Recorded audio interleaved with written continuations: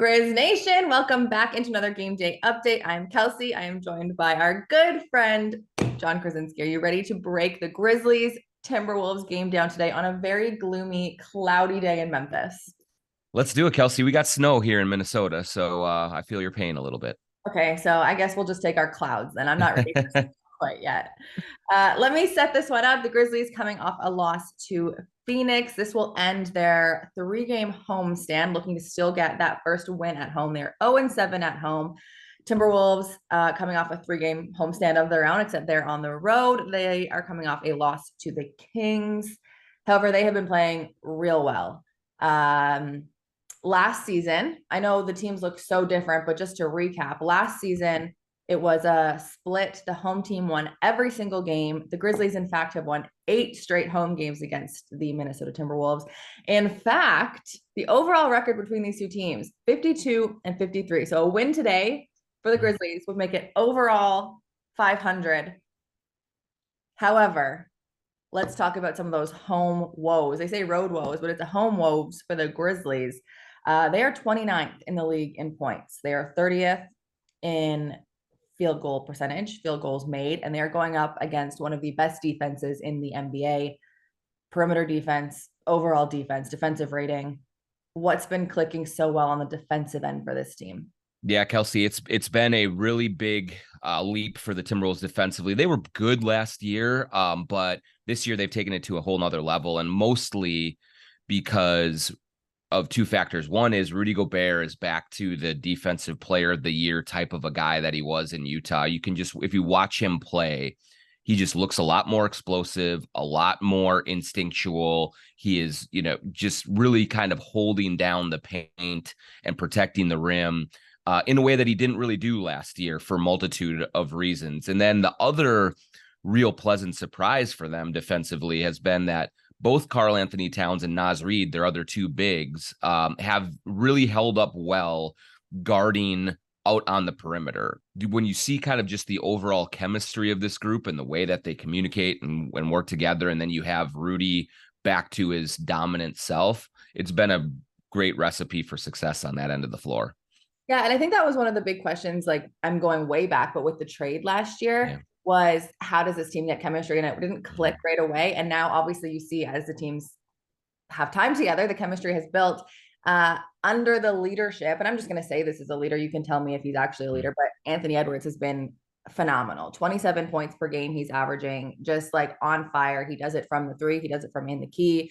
What have you liked from that youngster? Yeah, I think just the way that he's really handled all of the expectations. He comes off of Team USA where he played very well, and there was such a spotlight on him that he was going to take the next step and become a superstar, and there's so much attention on him, and he's handled it all beautifully. There's been a game or two maybe where you look at it and you say, maybe you're forcing things a little too much, just kind of relax and let the game come to you. But other than that, he's been dynamic offensively, attacking the rim. He has added the mid-range game to his whole portfolio and has become really reliable in that area. And that has been a part where whenever the Wolves offense gets a little stagnant, he's able to get to that 18-foot range and get them a bucket and just kind of keep everything going and moving in the right direction. When Anthony Edwards is on the court for the Timberwolves, the offense is like 20 points per 100 possessions better than when he's off the court. Okay, so you touched on two things I want to talk about. Would you rather talk about defense or offense first?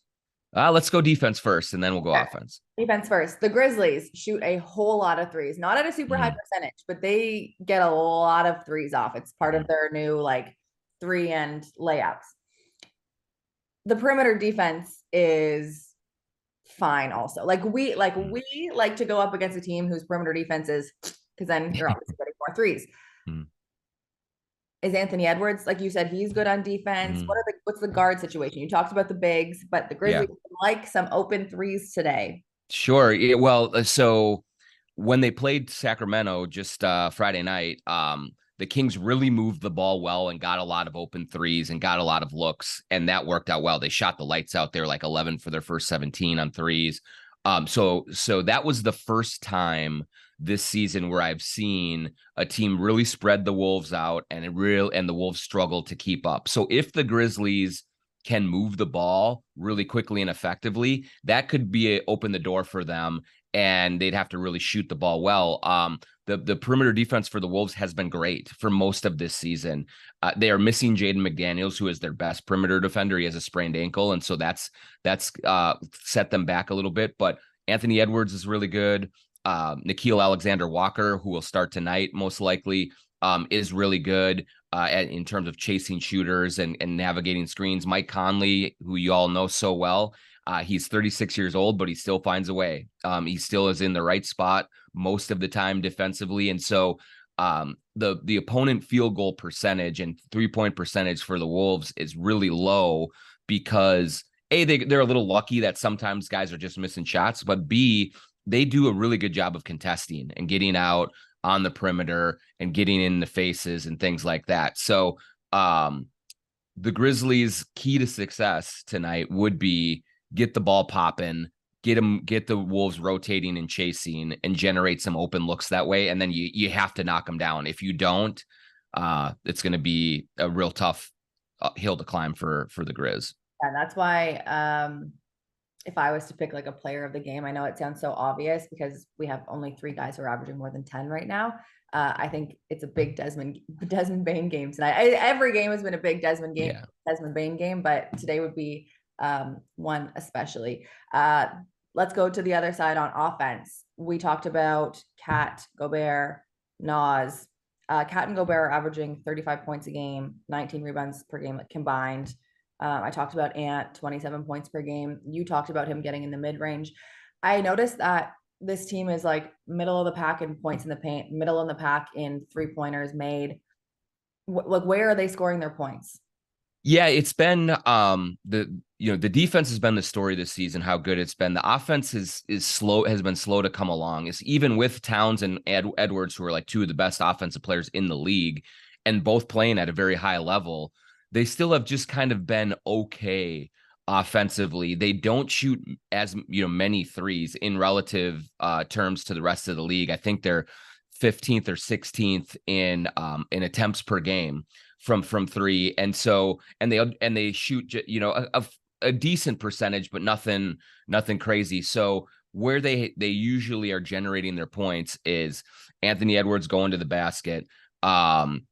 Getting free throws. They're really good at getting to the line. Rudy Gobert has added this, the and one to his game over the last 2 years now, where he's getting a lot of contact, scoring through that contact, and then who knows what happens when he actually shoots the free throws. But they are getting to the line and generating it that way.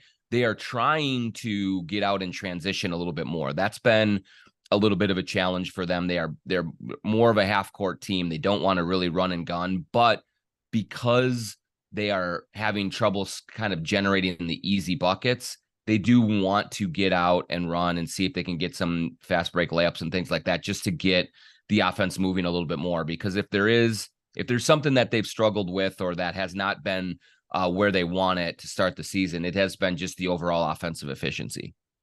This is the first time that these 2 teams are playing this season. Mm-hmm. Who are you most excited to see on the Grizzlies? I think definitely Desmond Bane. I do think that the Wolves will probably be really concerned about him, because in a normal scenario, they would put Jaden McDaniels on Desmond Bane and feel really good about that matchup and his length and his ability to bother Bane. But without Jaden out there, probably Nickeil Alexander-Walker, maybe Anthony Edwards. And I think there will be just a really compelling one-on-one matchup there to see if they can kind of keep him from completely going off and opening things up for everyone else. But the other part, KJ, that I really want to see is every time Mike Conley goes back to Memphis, like it's special for him. Like, he is having a great season. He's so important to what the Wolves do. And he's been in just a slight shooting funk in the last couple of games. So maybe some familiar background and setting will help him knock down a few. But he has told me, and he continues to tell me, how much Memphis meant to him and still means to him. So that's going to always be fun to see him back in that environment. It will be nice to have him back. I think this is the only time they're here this season. So Yeah. big Mike Conley game. John, thank you so much. I appreciate you so much. Stay warm Yes. and enjoy the game tonight.